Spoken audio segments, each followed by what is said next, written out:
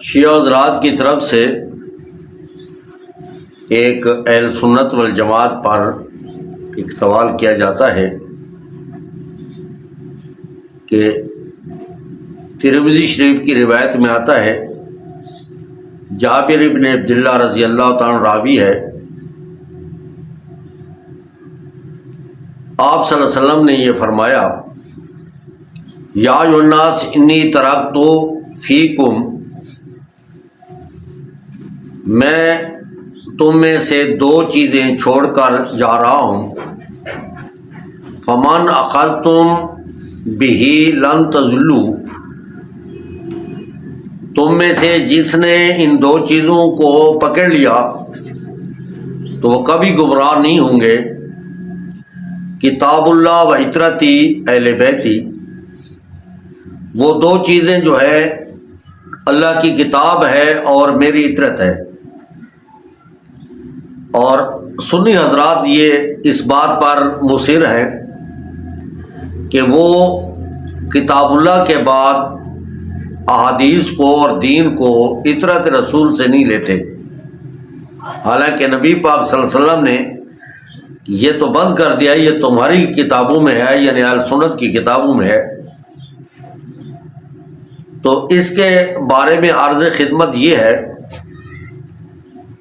کہ پہلے ہم یہ دیکھتے ہیں کہ عطرت کسے کہتے ہیں لغت میں، تاکہ یہ مسئلہ بھی حل ہو جائے۔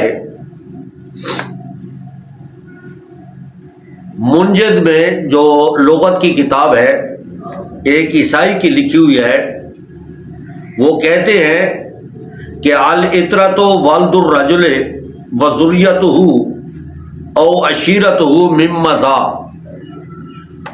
ممن مضی، یعنی عطرت جو ہے وہ کسی آدمی کی اولاد اور اس کے خاندان جو پچھلے گزر چکے ہیں خاندانوں میں سے، اس کو عطرت کہتے ہیں۔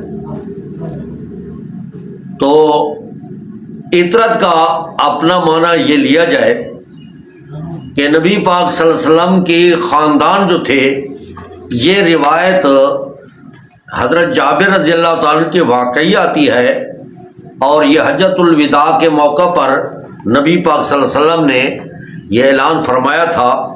حجۃ الوداع کے موقع پر تمام قریشی جو ہے وہ مسلمان ہو گئے تھے، تو یہ فرمایا کہ کتاب اللہ آپ دین لیں کتاب اللہ سے، اور میرے خاندان سے، جو میرا خاندان ہے یعنی قریش، ان سے آپ جو ہے نا دین لیں، دین حاصل کریں۔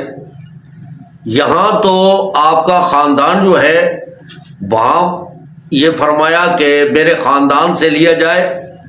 قرآن مجید کا یہ فیصلہ یہ ہے کہ صرف خاندان تک محدود نہیں ہے، بلکہ اللہ تبارک و تعالیٰ کا یہ فرمان ہے، سورہ توبہ میں ہے، والسابقون الاولون من المہاجرین والانصار والذین اتبعوہم بإحسان، کہ اللہ ان لوگوں پر راضی اور وہ جنت کے حقدار ہیں جو پہل کرنے والے یعنی مہاجرین اور انصار اور ان کے پیروکار۔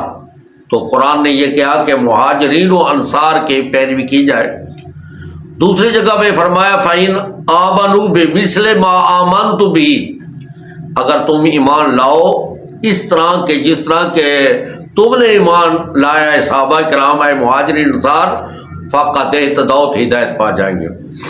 اب یہ بات کہنا کہ عطرت سے مراد صرف اور صرف اولاد کے ساتھ ایک چچا زاد بھائی ہو اور اس کے علاوہ اور کوئی نہ ہو، یہی عطرت ہے اور دین صرف انہی سے لیا جائے اور باقیوں سے نہ لیا جائے، حالانکہ نبی پاک صلی اللہ علیہ وسلم جو آئے، فرمایا ان کی یہ ڈیوٹی اور ذمہ داری تھی، یعلمہم الکتاب والحکمہ، وہ دین سکھاتے تھے، قرآن سکھاتے تھے اور حدیث سکھاتے تھے ان سب لوگوں کو، جن کو انہوں نے دین سکھایا وہ آگے نہ پہنچائیں اور ان کی بات آگے نہ مانی جائے، صرف ایک آدھ کی مانی جائے تو یہ صرف شیعہ حضرات کی یہ جو ہے نا سینہ زوری ہے. ایسی سینہ زوری نہ کریں.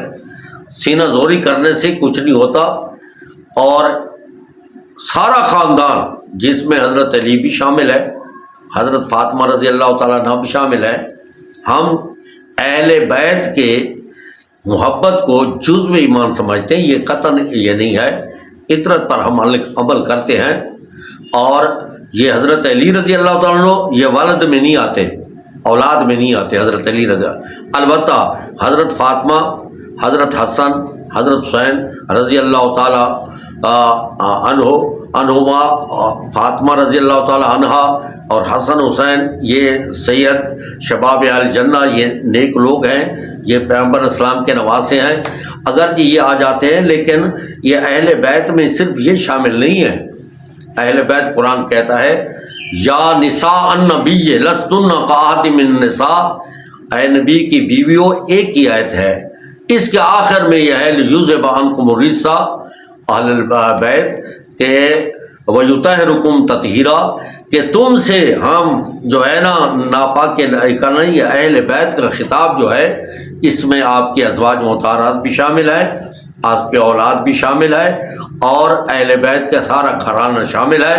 اور اطرت میں جو ہے صرف اہل بیت نہیں ہے بلکہ اطرت میں جو ہے وہ آپ کا سارا خاندان شامل ہے.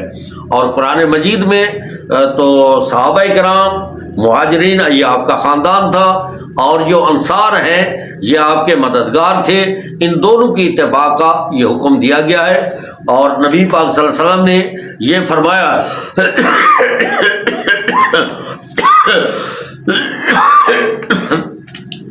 کہ میری امت کے 73 فرقے بن جائیں گے, اور بنی اسرائیل کے 72 فرقے تھے. ایک جماعت جو ہے یہ جنتی ہوگی, باقی ساری جہنم میں جائیں گے. تو فرمایا وہ کون سی جماعت ہے؟ فرمایا ما انا علیہ و اصحابی, جس کو میں نے دین سمجھا ہے اور میرے صحابہ نے دین سمجھا ہے. منافق اس سے نکل جاتے ہیں. صحابی جو ہے قرآن مجید کہتا ہے مہاجرین و انصار سب کا جو ہے یہ والذین آمنوا وہاجروا وجاہدوا والذین آووا ونصروا اولئک هم المؤمنون حقا. جن لوگوں نے کلمہ پڑھا, گھر چھوڑا, جہاد کیا, جنہوں نے نصرت کی, یہ سارے کے سارے پختہ مومن ہیں. اور ان کے لیے لہم مغفرتون, اسلام سے پہلے اگر کوئی غلطیاں تھیں تو معاف ہو گئیں, ورزق کریم, اور ایسا کام نہیں کریں گے جس سے یہ جہنم میں چلے جائیں. ان کے لیے تو عمدہ روزی تیار کی رکھی ہے. تو فرمایا ما انا علیہ و صحابی, جو جس پر میں ہوں اور میرا صحابہ کرام ہیں وہ جو ہے